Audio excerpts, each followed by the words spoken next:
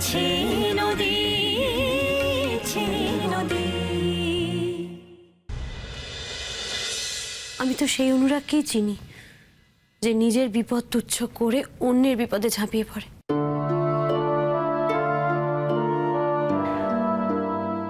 আমি টানা এতক্ষণ ধরে হসপিটালে ছিলাম মেঘলা, হাজার ঝামেলার মধ্যে, টেনশনের মধ্যে। এতক্ষণ বাদে আমি ফাইনালি বাড়ি ফিরেছি। তুমি কি বিশ্রাম নেবে না এখনই বেরোবে? মেঘলা, আমার হাতে সময় এই মুহূর্তে খুব কম, আর সেটা তুমি খুব ভালো করে জানো। জানি বলেই বলছি। আমি এতক্ষণ হসপিটালে থাকার পরে ফাইনালি বাড়ি ফিরেছি তোমার সঙ্গে কথা বলার জন্য, কিছুটা সময় তোমার সঙ্গে কাটানোর জন্য। আর তুমি রেওয়াজ করবে বলে আমার সঙ্গে এইভাবে বিহেভ করছো, আমাকে বাড়ির গেস্টের মতন ট্রিট করছো, তাই তো?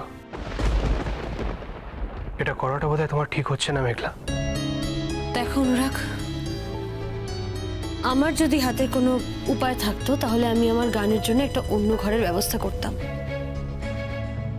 কিন্তু কিন্তু এই বাড়িতে তো সবার জন্য একটাই ঘর বরাদ্দ। সেখানে যদি হঠাৎ করে আমি গানের জন্য অন্য একটা ঘরের কথা বলি বা ভাবি, সেটা ভালো দেখায় না। আর আমার জন্য যে ঘরটা বরাদ্দ সেটা আমাকে তোমার সাথে শেয়ার করতে হয়, তাই চাইলেও আমি এখন গানটা নিয়ে বসতে পারবো না।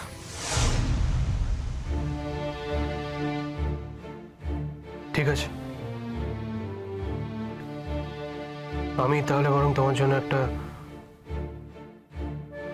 অন্য ঘরের ব্যবস্থা করি।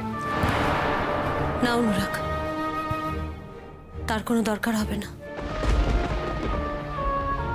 দেখো, এ বাড়িতে আমার যদি একটা আলাদা গানের ঘর হয় তাহলে তো আমি প্রিভিলেজ ক্লাসে পড়ে যাব, আর আমি গান গাই বলে আমার জন্য একটা আলাদা ঘর, সেটা ঠিক ভালো দেখাবে না। তার চেয়ে আমার যখন দরকার হবে আমি না হয় আমার গানের ঘরটা নিজেই বানিয়ে নেব। তুমি নিজের ঘরটা নিজেই বানিয়ে নেবে? বানাতে পারি না। আচ্ছা অনুরাগ, আমার জীবনে কি সত্যিই এমন দিন আসতে পারে না যে আমি নিজের গানের ঘরটা নিজে বানালাম? তোমার যেরকম হসপিটাল আছে, তোমার চেম্বার আছে, সেরকম আমার গানের জন্য একটা ঘর থাকা কি খুব অস্বাভাবিক? তুমি কিন্তু আমার কথাগুলোর ভুল মানে বের করছো মেঘলা। আমি যে বলতে চাইছিলাম সেটা তুমি বুঝতে পারছো না বোধহয়। হ্যাঁ নিশ্চয়ই তোমার গানের একটা আলাদা ঘর থাকতেই পারে, কিন্তু তোমার সেই স্বপ্নের গানের ঘর আমি তোমার জন্য বানিয়ে দিতে পারি না। না, যার যা নিজের স্বপ্ন তাকেই পূরণ করতে হয় অনুরাগ, না হলে স্বপ্নের কোনো দাম থাকে না।